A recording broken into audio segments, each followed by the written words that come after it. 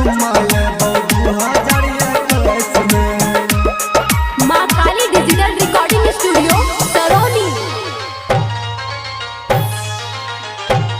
जनछी कोन हाल में मिल जइबो नया साल में। जनछी कोन हाल में मिल जइबो नया साल में। चाहे माय बाप डालतो तोहर कोनो केस में। जन चुम्मा लेबो 2021 में। जन चुम्मा लेबो 2021 में।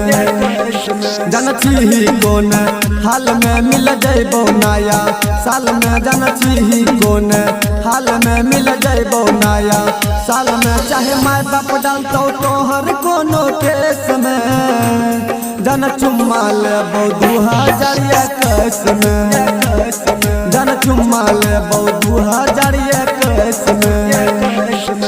डीजे आलोक। जन चुम्मा लेबो 2021 में।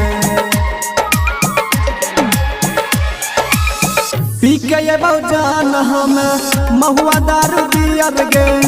बोल के अबो जान हम हैप्पी न्यू ईयर गे। पी के अबो जान हम महुआ दारू बियर गे।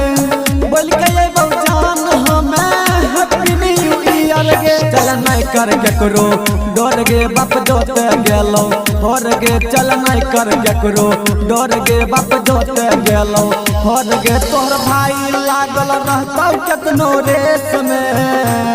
जन चुम्मा लेबो 2021 में। जन चुम्मा लेबो 2021 में। डीजे आलोक। जन चुम्मा लेबो 2021 में। चुई में लेबो जान तोहर गोरे गोरे गाल गे। तू ही हमर छी गे सोना परमानेंट माल गे। चुई में लेबो जान तोहर गोरे गोरे गाल गे। तू ही हमर छी गे सोना परमानेंट माल गे। कहो राइटर बंसल साच गे छोरी है नहीं कहियो हाथ गे। कहो राइटर बंसल साच गे छोरी है नहीं कहियो हाथ गे। मिल जाइतो सुनील छैला नया साल में। जन चुम्मा लेबो 2021 में। जन चुम्मा लेबो 2021 में। जनछी कोन हाल में मिल जइबो नया साल में। जनछी कोन हाल में मिल जइबो नया साल में। चाहे माय बाप डालतो तोहर कोनो केस में।